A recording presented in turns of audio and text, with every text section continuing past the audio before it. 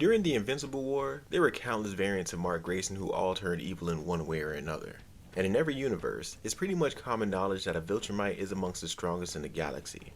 But what happens when the strongest version of Mark Grayson is also the most evil and he just so happens to agree with his father about the Viltrumite mission? How many Invincibles would it take to stop just one? Well, we don't have to wonder anymore, because I have the answer. This is part 2 of an Invincible What If story, so if you haven't seen part 1 yet, I encourage you to do so. But at the same time, if you have seen Invincible at all, I'm sure you can pick up very quickly as to what's going on and the changes I made to the canon. But before we get started, if you could leave a like on this video to support the channel, I'd appreciate it. Now, let's get into it, because this story is about to be... It's been 3 months since Omni-Man and Invincible took over the planet and forced what remains of the human race to live under the Viltrumite Empire. And although there's a few pockets of resistance fighters that try to go against them, one by one they'd be hunted down and killed in some of the most brutal ways, and sending a message to anyone who dares to oppose them saying to either fall in line or die.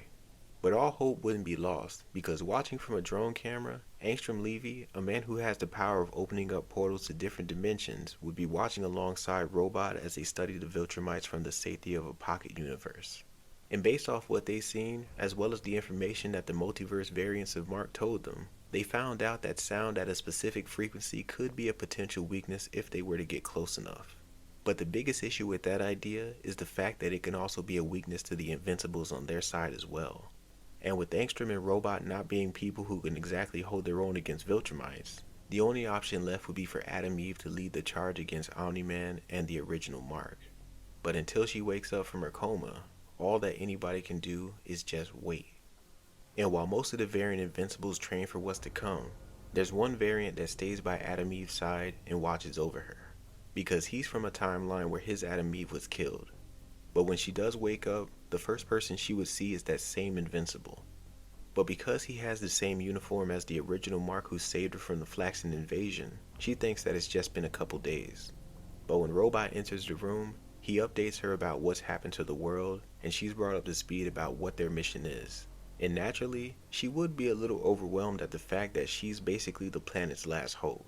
But with the variant Invincible still by her side, he tries to calm her down by letting her know that as long as he's there, nothing will happen to her. But she would ask, "Why do you care so much?" And he wouldn't answer right away, but then he would tell her, "Because I watched you die once, and I'm not doing that again." And it does give her comfort in knowing that somebody cares for her, not just as a hero or a soldier in this war, but as a person, and they take a liking to each other immediately. So as the plan is being laid out in front of everyone, Robot reiterates what everybody's job is, which is for all the variant Invincibles to weaken both Omni-Man and the original Mark, and Adam Eve can finish them off by using the sound frequency device. And the moment everybody was ready, 18 portals open up and out flies the Invincible variants while Adam Eve stays behind and waits for the signal. But for the variants, they waste no time targeting Omni-Man, who's arguably a greater threat. So what they would do is separate the father-son duo, with 6 of them restraining the original Mark and the rest launching a full-on assault on Nolan. And the fight would be apocalyptic, with Omni-Man starting out strong and killing 2 variants right off the bat. But he's quickly overwhelmed by the sheer number of Invincibles attacking him. Because although Omni-Man is a great warrior, these variants were handpicked throughout the multiverse, and on their timelines, they all fought and killed their version of Omni-Man. And while he's able to take a beating, the real damage comes when an Invincible dressed in a Viltrumite uniform comes with a devastating kick to his back, and he's knocked out the sky as the other Invincibles continue to beat on him. And with the original Mark not that far away, after seeing his dad go down, he goes into a rage and tears through 3 Invincibles like they were paper. But even with all his anger, he's still outnumbered, and there's more than enough Invincibles to hold him back. And as they restrain him, he's forced to watch as the sinister Mark is able to crush Omni-Man's head with his bare hands. And he jokingly says that he killed his father the exact same way. And that just makes the original Mark angrier, and it gives him enough strength to kill 2 more Invincibles before he's overwhelmed again. Because even though Omni-Man and Mark did kill more than half of the Invincibles, he's still outnumbered, and now it's just him. And when it seemed like it was over for the original Mark, a shadow looms over the group with a voice saying, "You all might be Viltrumites, but you're not a part of this empire." And they would see Conquest, a Viltrumite warrior who's feared across the galaxy. And when seeing that group of Invincibles pinning down one in particular, he assumes that that is the original Mark. Then looking over at the corpse of Nolan, he gives a look of dissatisfaction before cracking his neck and flying at the group with unimaginable speed and scattering the Invincibles like they were dust. And in the process, freeing the original Mark. And as Conquest helps him up, he says to him, "I'm sorry I'm late, kid. I was dealing with some one-eyed alien up near Jupiter." And Mark says to him, "Better late than never. Now, I'm not sure where all these different me's came from, but after what they did to my dad, there's no holding back. I want them all dead." And Conquest says with a sadistic smile, "That's the best news I heard all week." So as the remaining Invincibles start to regroup, the team of Conquest and Mark begin tearing through all the variants, and this is a battle that stretches around the world, leaving nothing but blood and destruction everywhere they go. And what started out with the Invincibles having numbers on their side, the group is now whittled down to just 3. And back over in the Pocket Dimension, Angstrom, Levy, and Adam Eve watch the chaos unfold. And when she sees the one Invincible that she bonded with literally fighting for his life, she can no longer just sit back and watch and would demand that Angstrom open up a portal for her to go and help. But Robot would try to reason with her by saying that if the multiversal counterparts can't take them down, she would just be another casualty in the fight. But she argues that if she doesn't do anything now, and all the Invincibles are dead, there's no way she can handle both Conquest and Mark on her own. And as they go back and forth, Angstrom watches from a monitor as Conquest would kill another Invincible by tearing him in half. And seeing that time is running out for everybody, he decides to open up a portal and allowing for Adam Eve to try and even the odds. And just when Conquest is about to claim another life, a pink blast comes out of nowhere and giving the Invincible that she cares about some time to breathe.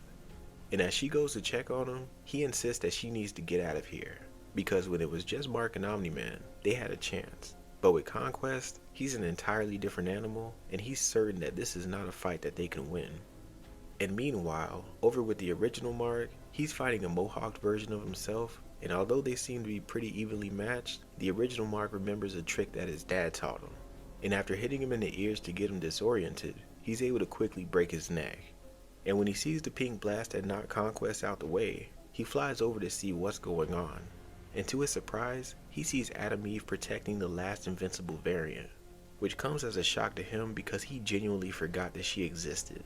And when Conquest meets up with the original Mark, he would ask, "You know the girl?"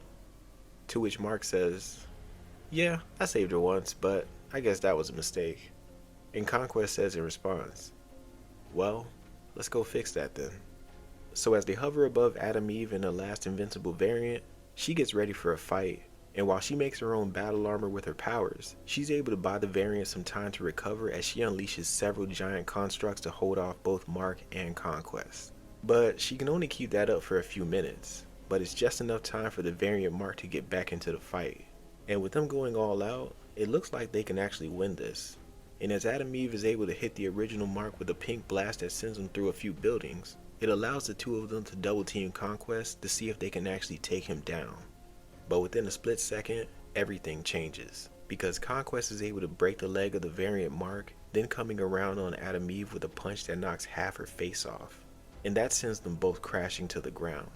Then back in the Pocket Dimension, Angstrom and Robot are watching helplessly as their last hopes are about to be slaughtered. But with them having 2 reanimate that they just fixed up, Angstrom would send them into battle to buy them some time, even if it's just a few seconds. So when a portal opens up above Conquest, the reanimate jump out. And this does catch him off guard, but just like Robot predicted, in less than 8 seconds, they would be nothing more than flesh and broken metal. And when he sees the green portal opening up around Adam Eve and the variant Invincible, he flies directly into it and essentially pushing everyone inside before it closes. And now inside the Pocket Dimension, Angstrom and Robot are absolutely terrified at the sight of Conquest. And with Adam Eve and Invincible barely holding on to life, they're not sure what to do at this moment. But when Conquest is able to focus and he realizes that he's not on Earth anymore, he looks at Angstrom and says, "I'm guessing you did this." And he only comes to that realization because he's the only human that's around other than the Robot-Drones. And as he starts to walk towards him, Robot comes out with the sound frequency rifle and he unloads on Conquest while telling Angstrom, "Open up a portal now." And the sound frequency does slow down Conquest long enough for Angstrom to open up a portal that catches everyone inside of it. teleporting not only Conquest, but Robot, Invincible, and Adam Eve as well. And with Conquest once again confused at the change of scenery, Invincible is able to fly at him and landing a few solid punches even with his broken leg. And that, plus Robot using the sound frequency rifle again, this could be the advantage that they were looking for. But yet again, Conquest would prove that he's just built different, and he powers through the sound by grabbing Mark and throwing him at Robot and causing the tank to crack and exposing his body to the toxic air. So as he slowly dies in a desert wasteland, Adam Eve makes a construct of a helmet around her face and she hits him with everything that she has to try to stop him. But it just creates distance between them, and when he's able to get close enough to grab her, he breaks her helmet and punches a hole right through her chest, seemingly killing her. But when the variant Invincible sees what just happened, he flies at Conquest with a punch that shatters both his hand and the gauntlet that he was wearing. And now, with only one working leg and one arm, Invincible powers through the pain to try to kill Conquest. But sadly, it's just not enough. And when Conquest grabs and breaks his other hand, he slams Mark into the ground. And after giving him a speech about how lonely he is, Conquest breaks his neck and officially killing the last of the variants. But while catching his breath from such a battle, he would see a pink glow from behind him, and when he turns around to see what it is, Adam Eve hits him with a blast that burns off most of his skin. But when she passes out thinking that she's finally defeated him, Conquest gets back up and he's determined to make sure that she stays dead this time. But now with the sizable distance between them, and Conquest in a far more weakened state, a green portal would appear and Angstrom will pull her in and leaving behind the bodies of Robot, the variant Invincible, and Conquest. And because they were in the dead wasteland dimension, he would have no way of escaping. So whether he starves to death or tries to fly out into the void, he's no longer their problem.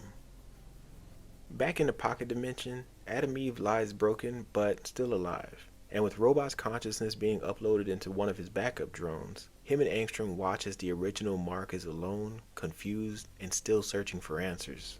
And as much as they want to call this a loss, they did manage to kill Omni-Man and potentially remove a far more deadlier foe, which is at least half a success. And being that the sound device did work, Robot gets started on making an upgraded version of it for Invincible. And knowing that Adam Eve is more powerful than anyone gave her credit for, it's just a matter of time before they're able to take back their world. Hey everybody, and thank you for watching another video. And with everything that happened in this story, I think we can all come to the conclusion that Adam Eve is more than capable of killing Invincible. And not just in this story, but even in the canon version, because she literally can't die. So what is Mark supposed to do? Throw her in the sun? Mark fights the Grand Regent inside the sun to weaken his healing factor. But until season 4 of Invincible, I think I'm done with this scenario. And besides, I'm really interested in the topic of Omni-Man being killed by the Guardians and seeing where that timeline would go. But that's just me. But now I want to hear from you guys. What did you think of this story? Did you like it? Is there anything that you change? And what's another story that you'd like for me to cover? Whatever it is, let me know down below in the comments and I'll do my best to respond. Until then, my name is Merge. Later.